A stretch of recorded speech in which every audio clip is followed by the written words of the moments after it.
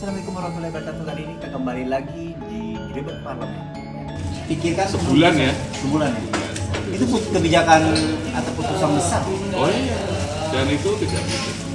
Karena risiko politik pasti besar. Ya kalau saya jadi, Kalau enggak? Kalau enggak, siapa yang nanggung? Pernah kepikiran Oh ya pastilah.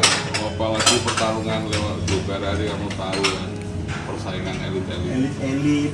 Ya kan? Apalagi sementara tidak- ibu cuma perawat, ya kan? Perawat, Betul nggak punya nggak nih? pengalaman. Betul nggak nih? Betul nggak nih? Gimana cara mengambil hati masyarakat di dapil? Ya gimana tuh Pak? Kemudian kita memutuskan mengambil suara di dapil. Gimana caranya? Ya, Karena masyarakat itu bukan hanya perawat. saya hanya berpikir sederhana. Kalau orang Jawa itu, kalau orang di pangku itu mati. Di pangku mati. Aksara Jawa. Ya, G. di pangku itu mati. Itu Di asal- pangku mati. Sebenarnya apa G. itu? Oh kamu nggak mudah, kamu nggak orang Jawa. Jadi ada pangku mati. jadi gini Bi, Habibi. Jadi gini, ada huruf-huruf di Jawa dan ada di pangku. Kalau ada aksara pangku, itu kata-katanya mati. Jadi H jadi Oh, H doang. gitu. Yes, di pangku mati. Itu filosofi. Filosofi ya terus Artinya. Kalau kamu mendatangi rumah-rumah orang, kamu datangi itu orang yang kamu datangi itu pasti pasti akan takut. Ada simpati di sana yang diambil oleh Bapak. Tapi ada penghormatan, ada oh saya ini ternyata ada orang calon di Bali kok masuk ke rumah saya, itu tidak akan lain kali. Bapak bawa apaan itu? Biasanya Nggak kalau bawa apa? Tidak bawa Bapak tapi bisa mengambil hati masyarakat loh. bawa Jadi stiker bawa jangan apa? berpikir rakyat itu, mohon maaf ya, Iya. Waduh. diukur dengan transaksi. Transaksi politik. Tapi yang penting buat saya adalah saya memberi penghormatan kepada dia. Datang ke Nah rumahnya. ternyata dalam Hah? campaign namanya Hmm. door to door. Door to door. Door to door itulah yang kemudian harus diperbaiki. Door to door itu di pangku mati. Nah, dalam Jadi bahasa filosofi memangku masyarakat Jawa agar punya empati simpati. Oh iya, aku tak milih iki gitu. semakin banyak kamu Aku muda loh. datang ke rakyat langsung, masuk rumah ke rumah dan menyampaikan apa yang kamu inginkan, maka orang Jawa itu akan takut. Mati. Belajar nggak kamu? Mati. Belajar kan? Oh, mati Belajar. itu Iya, benar kita dalami. orang itu mesti Betul. akan milih kita, didatangi, dibayar berapapun tidak akan mempan. Jadi kamu jangan menilai rakyat itu transaksional, no. Saya enggak. Karena berhadapan dengan Tahu nggak bahasa kekiniannya apa? Apa tuh? Memanusiakan manusia. Manusia. Anda benar? Yes. Tuh, tukang kamera lumayan pinter kan? Iya, pinter. Iya, sekolah. Kameramen Sekolah. bagus. Itu maka saya setahun muter sana Setahun, ya? sini sehari nggak kurang dari 30 titik rumah yang saya datangi. Bapak murni bawa diri gitu ya? Oh, iya. Nggak bawa apa gitu sembako Nah, seperti orang ya, orang. ngapain buat saya itu mengajarkan dia. Aku dulu aslinya ada ya, buktinya terpilih untuk periode 2019-2000. Tapi benar ketika terpilih, apa yang diinginkan masyarakat selama berkunjung ke rumah itu benar-benar Saya merasa bahwa ketika kita datang ada kebanggaan buat mereka. Lalu saya meyakini tidak semua orang politisi melakukan itu. Tahu nggak Bi namanya? Rasa diuongke. masih diuang kayak itu. Loh, Nah. filosofi lagi kan? Nah, mohon maaf ya, kalau elit itu kan level nasional, jarang ya. Soalnya di dapil Bapak itu tidak ada pemilihannya, banyak politisi nasional yang sudah berpengalaman. Ya, pasti. Karena saya incumbent. Istilah Saya pop- newcomer. Istilah populernya dapil neraka. Ya, Oh, di iya? Jakarta, dapil Jawa Betul. Tengah 3 itu. Betul. Tempati, Grobogan, Grobogan, Blora, Blora, Rembang. Oh itu udah dapil-dapil lagi. Iya. Tapi ya itu tadi filosofi kearifan lokal itu harus digunakan. Jadi jangan hanya menarik politik itu dari sisi material, transaksi. Tapi ada nilai-nilai luhur yang harus kamu lakukan dan menurut kacamata saya, karena pengalaman saya sebagai seorang perawat itu yang harus disini. Jadi memang ada filosofi perawat dengan politik yang saya ambil sama dan itu saya gunakan untuk mempengaruhi rakyat untuk memilih. Karena perawat itu ininya filosofinya dia Kalau melayani ya. kalau kamu lihat perawat di desa, itu kan mereka sering diundang orang. Misalnya lo punya keluarga di rumah sakit yang apa-apa, terus mereka mengundang siapa? Dokter dokter jumlahnya sedikit dan minimal. Yang banyak kan? Nggak banyak perawat itu yang dari rumah ke rumah ke rumah ke rumah itu biasa itu datangi orang-orang sakit di rumah-rumah. Nah ketika itu maka perawat itu lebih dihormati. Nah saya pernah melakukan itu. Maka kalau kamu sampai datang ke rumah orang Jawa, maka kamu sudah menjadi saudara mereka. Politik sama. Sentuhlah hatinya ya Pak. Sentuhlah Ambil hatinya gitu Maka ya. kalau di dalam ilmu perawatan namanya care, bukan cure. Kalau cure itu pengobatan. Kalau perawatan itu care itu kepedulian, Iya. empati, atau memanusiakan orang. Itu caring. Kita belajar banyak Kita loh, Bi. belajar banyak ya bagaimana mempengaruhi masyarakat dengan Menggunakan sederhana ya. Bagaimana di pangku mati, terus memanusiakan manusia, bagaimana cure dan care itu harus kita telaah bener-bener. Care kita bro. Oke. Itu kan jadi seru kan Pak. Jadi belajar politik tapi belajar mengentertain juga. Jadi masyarakat tuh juga ngerti. Oh jadi seperti ini wakil rakyat kita. Masyarakat datang itu bawa stiker atau emang apa? Bawa stiker doang? Saya nggak pernah bikin kaos, Stiker kayak apa? nggak Kayak pernah mengenal. bikin atribut-atribut. Ya, Pak kembali lagi ke perjuangan-perjuangan Bapak di parlemen Pak. Iya di parlemen. Kembali lagi ke perjuangan-perjuangan Selama Bapak setahun di ini ya? parlemen ya selama setahun ini kemudian menginjak di tahun 2021 Pak. Ada banyak tantangan-tantangan terutama dalam menyelesaikan pandemi COVID-19, kemudian vaksin. Ada berbagai macam saran dan masukan mengenai berbagai macam vaksin yang masuk ke Indonesia Ya. maupun vaksin yang diinisiasi oleh katanya anak bangsa. Nah, bagaimana menurut pendapat Bapak? bicara vaksin ya. Bicara vaksin, bicara pandemi. Itu Pandemik yang ya. itu yang global Pertama, dihadapi Komisi pandemi, 9. Memang kita harus akui sistem kesehatan kita tidak terlalu kuat. Sistem kesehatan Kita harus mengaminkan itu ya, kita harus mengerti, kita harus berbesar hati untuk mengakui itu ya. Ya. Ya, Kurang kuat ya kurang menghadapi kuat menghadapi pandemi. Ya. situasi ini. gagap ya Kita udah. hanya ekonomi yang tidak kuat. APBN kesehatan kita terhadap kesehatan masih lemah, kecil. Kecil ya. Yang seterusnya kemandirian obat vaksin Indonesia 80% lebih tergantung negara lain. Pak serius Pak, 80%. 80% obat alkes vaksin tergantung pada negara. Artinya kita impor. Vaksin banget ya. Masih tergantung banget ya. Oh iya, sehingga Bahaya kalau begini. beban kos kita tinggi, biaya kesehatan kita tinggi. Periset kita, Tinggi. periset peneliti kita terhadap obat vaksin lemah. Sehingga inovasi di dalam teknologi kesehatan kita, apalagi riset biomolekuler lemah. Inilah yang mengakibatkan kita tidak siap, apalagi bicara menggunakan vaksin mandiri yang buatan dalam negeri. Betul. Nusantara kita sebut kontrol ya. Belum Bukan vaksin Nusantara malahan, yang kita endorse kan vaksin merah putih. Merah putih yang itu oleh konsorsium ada BRIN, Manristek, ada Menkes, ada Eijkman, ada Oh, iya. Badan POM, ada Kimia Farma, ada Bio Farma, semua perguruan tinggi, semua diundang oleh oleh Komisi BRIN 9. ya, BRIN Hanya satu produk yang namanya vaksin merah merah. putih. Tapi itu tidak diakomodir oleh pemerintah. Oh, diakomodir. Maksudnya Gitu kenapa ya, kemarin kan? di- Hanya persoalannya tidak mudah bikin vaksin. Tidak mudah. Oh, itu ujinya mulai prototipe, uji lab, uji binatang, uji klinis 1, 2, 3. Kan hal-hal yang ada di sekitar kita ada BRIN. Itu yang saya sebut kita belum terlalu siap dengan inovasi riset di bidang vaksin. Lemahnya di mana sih kemampuan anak bangsa? Ya, penelitiannya terbatas, sarananya terbatas, labnya terbatas, lalu pengalamannya terbatas. Dan kita membutuhkan vaksin dalam jumlah banyak dan waktu yang cepat, Bi. Iya. Itu kenapa kita harus Ya, kita harus kemarin realistis lah Kemarin gitu. sih mereka mengatakan emergency use authority-nya akan keluar di Juni 2020. Juni 2020. Mudah-mudahan. Meskipun ini berat. Juni 2022 loh ya. Berat.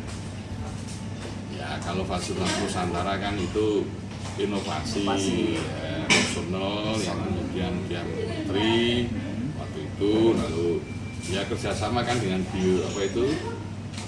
perusahaan farmasi yang Amerika kan. Nah, kemudian coba diinovasi, tapi kan risetnya ternyata ini vaksin. Vaksinnya. Vaksin kan urusan dalam kondisi pandemik seperti ini, vaksin itu urusan negara. Dan vaksinnya harus benar, yang bisa mengakses banyak orang. Dalam jumlah banyak ya? Dalam jumlah banyak, karena yang kita inginkan kan jadi imuniti. Kalau jadi imuniti terbentuk, teorinya kekebalan akan terbentuk, lalu kecepatan penularan COVID itu akan segera mereda karena sudah orang punya kekebalan. Kita hargai inovasi itu ya. Tapi ya kita hargai semuanya. Betul, Hanya betul. yang kita sayangkan tidak terkomunikasi Dengan dan baik. connect dengan baik antara peneliti dengan Badan POM dan berbagai pihak. Itu yang kita sayangkan. Akhirnya menimbulkan banyak polemik sebelum vaksin itu justru malah Miskomunikasi berguna. yang terjadi bukan produktif tapi produktif dan terlalu banyak polemik. polemik. Mana polemik? Padahal semuanya baik. Nah kalau mau jujur, kalau dua-duanya merah putih atau Nusantara itu di-endorse oleh negara agar menjadi alternatif, Maka lebih murah kan? lebih murah. Kan kalau kamu pengen beli baju itu loh, Iya. ada yang pengen kamu bikin baju oversize, ada yang kamu datang ke penjahit, Ukur. kamu beli ke supermarket ada bermacam-macam, Iya. itu yang general.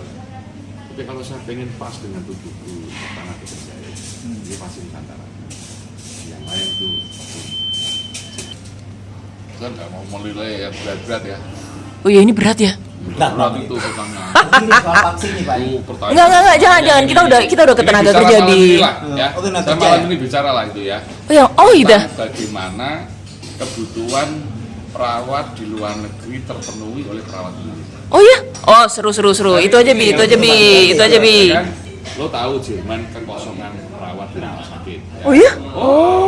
Lo tahu Jepang kekosongan perawat. Lo tahu Arab Saudi, negara-negara Timur Tengah. Kalau di Kanada sekarang di Wah ini penyerapan tenaga kerja nih. Nah, sekarang di Indonesia Oh. berapa ribu perawat yang nganggur. Ini banyak banget. Mereka kuliah udah enggak. Tapi Bagus nih bi. bagaimana kita menangkap ini? Lalu kompetensinya dikonekkan dengan negara yang membutuhkan. Ini persoalan. Ya kan?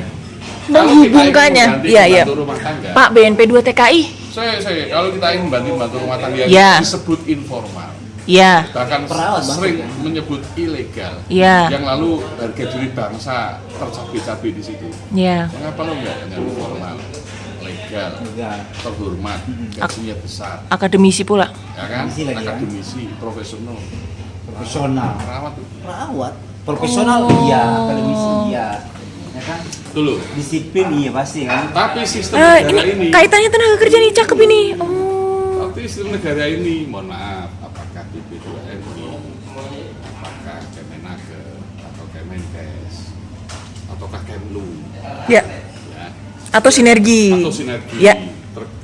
terhadap regulasi-regulasi yang memfasilitasi dan memudahkan sistem seperti ini kan belum oke bro, Ini nih yang belum oke.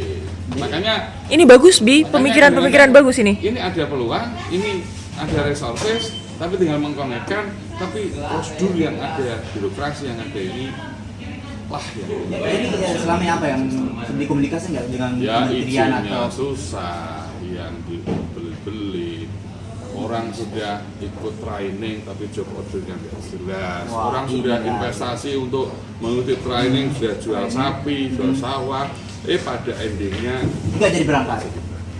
Ini jadi persoalan juga nih. ini kan Apalagi persoalan.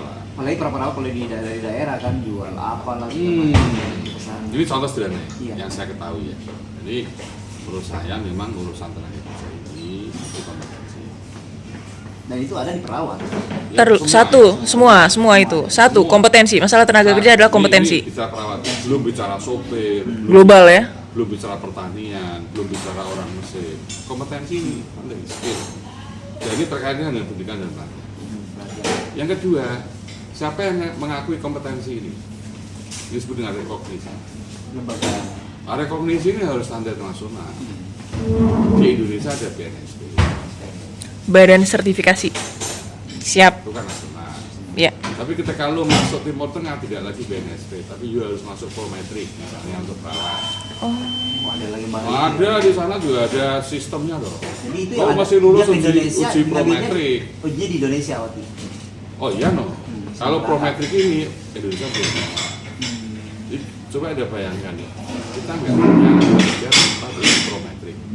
Ketika perawat Anda ke Timur Tengah tanpa Prometrik, Anda asisten, gajimu separuh. Wow. Padahal orang ini sebenarnya mampu. Tapi kan nggak ada sertifikat. Hanya negara tidak mampu menghadirkan tempat uji kompetensi Prometrik di Indonesia. Alasannya apa sih pemerintah? Ya boh, mesin. Ini Nanti baru dulu. kedua loh, Pak. Sekali. Sabar, Bi. Sabar. Nah, yang misalnya kalau Timur Tengah Prometrik, kalau Amerika NCLEX, itu sistem uji kompetensi. Mampu nggak kalau kita menembus NCLEX? Kalau nggak mampu, mereka ke sana nggak bisa sesuatu. Nah, sementara para Filipin itu sudah misalnya banyak perguruan tinggi yang double degree dengan perguruan tinggi Amerika misalnya. Mereka langsung kan lulus perguruan tinggi Filipina sama dengan lulus perguruan tinggi Amerika, otomatis uji kompetensi yang menggunakan. Mau berbodong-bodong ke sana. Ini persoalan pengakuan, recognition. Yang ketiga, birokrasi. Negara ini harus mempermudah. Sistem birokrasinya. Ini yang melingkan antara SDM yang dimiliki dengan negara-negara Yang ini. dibutuhkan. Ya, Tapi keluarga saya termasuk orang yang selalu support. Dan kebiasaan pertemuan yang minim itu sudah biasa. Sejak dulu saya memang aktivis, jadi sudah jarang di rumah itu biasa. Karena bagi saya waktu itu bukan kuantitas tapi kualitas. Itu yang penting. Maka ketika saya masuk dunia politik, ya, saya selalu menyusulkan diri aja. Bu istri yang menyusulkan diri. Di Jakarta saya masih bujang. berarti sini masih Bu istri di masih Jawa. di Jawa. Di Jakarta. Anak masih di Jawa. Masih di Jawa ya. Dan itu biasa akhir pekan ketemu.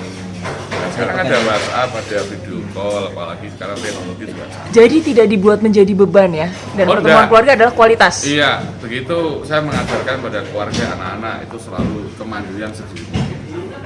Kalau dia bisa mandiri sedini mungkin ya dia harus mengambil kemandirian itu. Dan dunia sama, politik tidak politik sama. Kita tidak akan pernah membedakan. Orang mengatakan politik kejam, menakutkan. Tidak ada yang menakutkan. Setidaknya Jalani saja. Oh ya, karena tergantung motif kita mau apa. Motif kita mau apa? Kalau motifnya pengabdian udah selesai. Ya sudah selesai. Sudah selesai dengan masalah dunia lah Iya, istilahnya gitu. ya artinya tentu kita ada batas, batas memahami politik. Jadi saya sederhana, politik itu tempat untuk mempengaruhi orang, terutama pengambil keputusan. Yang harus lebih pro, yang harus lebih memperhatikan yang lemah, yang miskin, yang mungkin tidak terpikirkan, tidak teropeni, termarginalkan, Dan menyalurkan pandangan-pandangan kita yang bermanfaat baik pada masyarakat. pasti. Ya. Gimana, Bi? Selesai? Ya ada Tapi dalam politik udah- persaingan yang terlalu keras, Hmm. tapi yang ada adalah sinergi. Sinergi. Tergantung kita mau. Ya guys, menarik banget ya apa kita bahas ya. Malah saya berpikir tadi ternyata yang saya kenal selama ini luar biasa ya. Perjuangannya benar-benar untuk rakyat. Apa lo datang tiba-tiba nembak saya? Yang namanya juga digerebek. Namanya juga digerebek. Saya Nah, ini. berasa buka bersama mau layah-layah, kamu datang. Cuma, Untung nggak. yang penting lo tanya gak ngobrol kan? Iya, dan ini ngobrol apa adanya. Kita nggak ada yang disetting sama sekali. Kita nggak ada persiapan nih, pokoknya kita Nggak ada apa yang nih. ditanya, ya kan. Tapi setidaknya mendapatkan dukungan dari keluarga dan tetap berjuang Oh, untuk pasti. rakyat. Karena berjuang untuk rakyat itu banyak tantangannya guys. Setiap hidup saya yang tidak mendapat izin dari istri saya gak akan berhasil. Wow. Bagus, Itu catatannya guys. bagus. Itu pasti. Jadi setiap ada keputusan-keputusan Apapun, Besar. apalagi. Selalu libatkan pasangan. Iya, saya udah 3 kali keputusan besar tidak melibatkan istri atau istri gak setuju, tidak akan sukses. pengalaman. Oh iya. Guys, yang sudah pada punya pasangan, guys. Maka Dari istri kamera tuh penting. dengerin, bang kamera. Hah? Tukang kamera nanti akan cari istri. Penting. Loh. Anak-anak gimana? Sama. Ternyata harus menyatu. Jadi sebagai wakil rakyat, perawat tetap Oh ya. perawat Itu jiwanya, pertama. tapi tetap politik juga untuk disuarakan. Oke. Yang kedua, bagaimana memanusiakan manusia. Yes. Yang ketiga, bagaimana melakukan sinergi antara DPR RI dengan pemerintah, betul? Untuk rakyat itu tidak ada habis. Apalagi bulan tua ini banyak pengalaman yang terlama tipis. Oke guys. Demikian diskusi dengan. Nah gitu dong, tukang kamera ini pegel juga. Bermanfaat ya kalau kita kali Pasti, ini bincang-bincang pasti banyak bermanfaat, banget baik. ya, kita belajar. Semoga bermanfaat.